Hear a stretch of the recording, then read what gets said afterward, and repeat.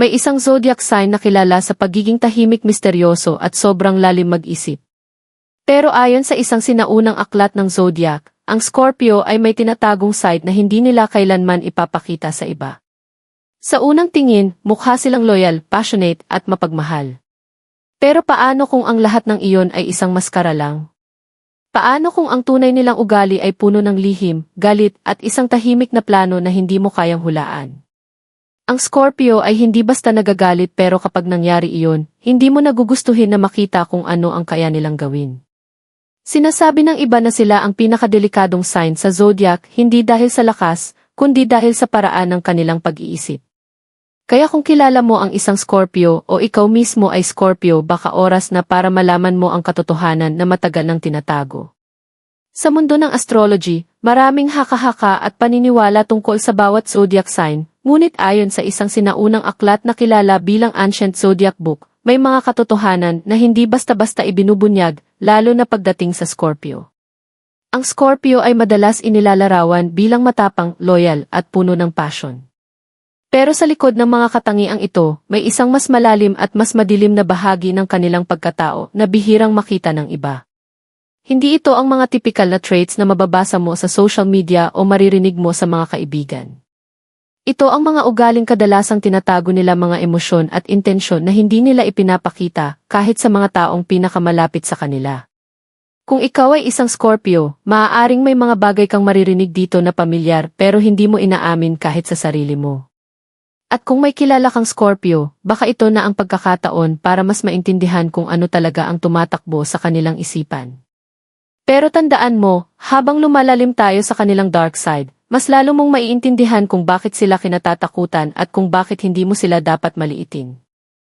Hidden nature of Scorpio. Isa sa pinakakilalang katangian ng Scorpio ay ang kanilang pagiging tahimik at misteryoso. Pero ang hindi alam ng karamihan, hindi lang ito simpleng personality trait, ito ay isang depensa. Ang Scorpio ay hindi basta nagtitiwala. Kahit gaano pa kayo kalapit, may bahagi pa rin ng kanilang sarili na hindi nila kailanman ipapakita. Para sa kanila, ang bawat impormasyon ay isang sandata at hindi nila ito basta-basta ibinibigay.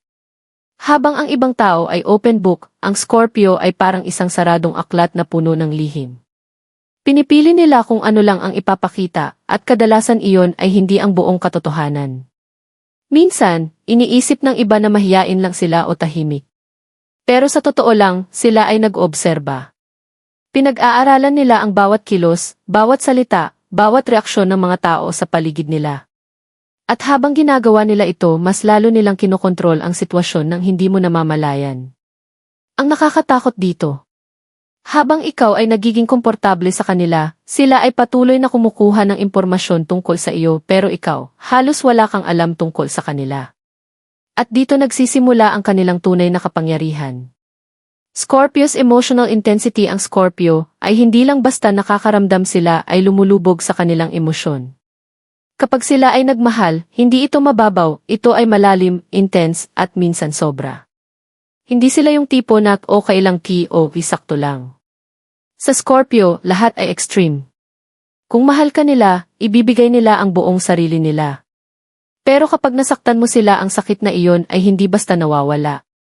Sa katunayan, ang Scorpio ay may kakayahang itago ang kanilang emosyon sa labas pero sa loob, para itong apoy na patuloy na lumalakas. At dito nagiging delikado ang sitwasyon. Dahil ang kanilang sobrang lalim na emosyon ay kadalasang nagiging obsession. Hindi nila basta-basta pinapalampas ang mga bagay. Iniisip nila ito paulit-ulit, binabalikan, at minsan ginagawa nila itong dahilan para kumilos. Kung mahal ka ng Scorpio, mararamdaman mo na ikaw ang pinakaimportante sa mundo nila. Pero kung mawala ang tiwala nila, ang parehong intensity na iyon ay maaaring maging galit, selos, at paghihiganti. At ang mas nakakatakot, hindi mo agad mapapansin ang pagbabago.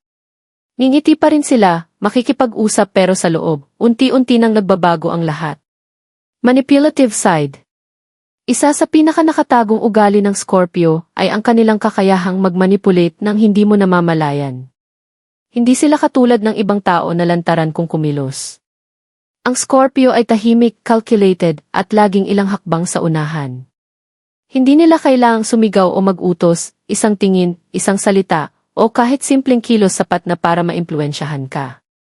Madalas, ginagamit nila ang impormasyon na nakukuha nila habang nag-oobserba.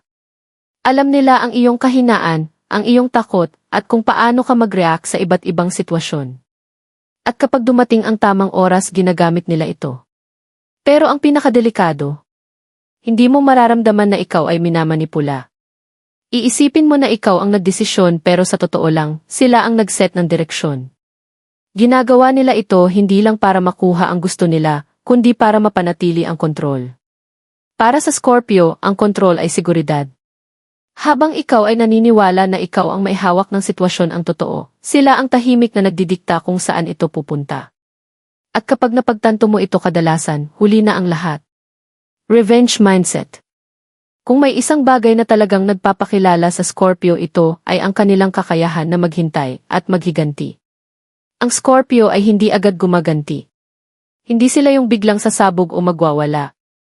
Sa halip, pinipili nilang manahimik, magmasid at magplano. Kapag nasaktan mo ang isang Scorpio, maaaring isipin mo na okay lang sila. Ngingiti pa sila, kakausapin ka, at magpapakita na parang walang nangyari. Pero sa loob nagsisimula na ang isang tahimik na proseso. Hindi nila nakakalimutan. Kahit gaano pa katagal ang lumipas, dala-dala nila ang sakit. At habang tumatagal, mas lalo itong lumalalim, parang sugat na hindi gumagaling. Ang pinaka nakakatakot, hindi mo alam kung kailan sila kikilos. Maaring abutin ng buwan o kahit taon, pero kapag dumating ang tamang oras, doon nila ibabalik ang lahat ng ginawa mo. Mas matindi, mas masakit, at mas eksakto.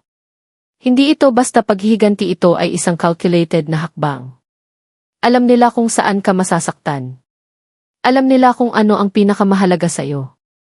At doon sila tatama, hindi para lang gumanti, kundi para siguraduhin na mararamdaman mo ang parehong sakit na ibinigay mo sa kanila.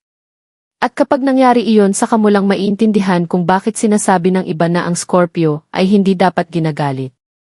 Jealousy & possessiveness. Ang Scorpio ay kilala sa pagiging loyal, pero kasabay nito, dala rin nila ang isang matinding uri ng selos at pagiging possessive. Kapag mahal ka ng Scorpio, gusto nila na ikaw ay kanila, hindi lang sa salita, kundi sa buong pagkatao mo. Para sa kanila, ang love ay hindi hati-hati, ito ay buo, exclusive, at walang kahati. Sa simula, maaaring maramdaman ito bilang care at attention. Lagi silang present, laging nag-aalala, at laging gustong malaman kung nasaan ka o kung ano ang ginagawa mo. Pero habang tumatagal, unti-unti itong nagiging kontrol. Ang simpleng pag-aalala ay nagiging pagdududa. Ang simpleng tanong ay nagiging interrogation. At ang simpleng pagkakaibigan mo sa iba ay nagiging dahilan ng kanilang selos. Hindi ito dahil sa ayaw kanilang pagkatiwalaan, kundi dahil sa takot nila na mawala ka. Pero ang problema, ang takot na ito ang siyang sumisira sa relasyon. Dahil habang mas lalo silang nagiging possessive, mas lalo kang nasasakal. At habang nararamdaman nila ang distansya, mas lalo silang nagiging kontrolado. Isang cycle na mahirap takasan. At kapag umabot sa punto na nawalan na sila ng tiwala, doon lalabas ang mas madilim nilang side na hindi mo pa nakikita. Dark silence. Isa sa pinaka-nakakalitong ugali ng Scorpio ay ang kanilang katahimikan. Kapag ang ibang tao ay galit, nagsasalita sila. Sumisigaw, naglalabas ng emosyon. Pero ang Scorpio kabaligtaran. Kapag sila ay nasaktan o galit, lalo silang tumatahimik. At ang katahimikang ito ay hindi simpleng pag-iwas, ito ay isang babala. Sa panahong hindi sila nagsasalita, doon sila pinaka-aktibo sa pag-iisip. Binabalikan nila ang bawat detalye, bawat salita, bawat nangyari. Ina-analyze nila ito at bumubuo ng sariling konklusyon. At kadalasan, hindi mo alam kung ano ang iniisip nila. Pwede kang kausapin nila ng normal, pwede kang ngitian, pero sa loob, unti-unti na silang lumalayo. Emosyonal silang nag-shutdown. At kapag nangyari iyon, mahirap na silang ibalik. Kahit anong paliwanag mo, kahit anong sorry, kung nakapagdesisyon na sila sa isip nila, tapos na. Ang pinakamasakit, hindi ka nila bibigyan ng malinaw na dahilan. Bigla na lang silang magiging cold, distant, at parang ibang tao na. At doon mo mararamdaman ang tunay na bigat ng kanilang katahimikan. Climax, most dangerous truth. Sa lahat ng katangiang ito, may isang bagay na pinaka-nakakatakot sa Scorpio, at iyon ay ang kanilang kakayahang itago ang lahat. Hindi mo malalaman kung kailan sila nasasaktan. Hindi mo makikita kung kailan sila nawawalan ng tiwala. At higit sa lahat hindi mo mapapansin kung kailan ka na nila tuluyang binitawan. Habang iniisip mong okay ang lahat sila ay unti-unti nang lumalayo, nagdedesisyon at naghahanda na mawala sa buhay mo, nang walang ingay, walang babala. At kapag dumating ang araw na iyon saka mo lang maiintindihan na ang pinakadelikadong Scorpio ay hindi yung galit, kundi yung tahimik na nakangiti habang tuluyan ka ng iniiwan. Ang Scorpio ay hindi simpleng zodiac sign, sila ay puno ng lalim, emosyon at mga lihim na hindi madaling maintindihan. Mayroon silang dark side, mga ugaling maaaring makasakit, makasira at makatakot. Pero sa kabilang banda, ang parehong lalim na iyon ang dahilan kung bakit sila tunay magmahal, maging loyal at handang ibigay ang lahat para sa taong mahal nila. Ang tanong ngayon, ikaw ba ay Scorpio? O may kilala ka bang ganito? Sa tingin mo, totoo ba ang mga lihim na ito o may mas malalim pa? I-comment mo ang iyong opinyon at huwag kalimutang i-like at mag-subscribe para sa mas marami pang ganitong content.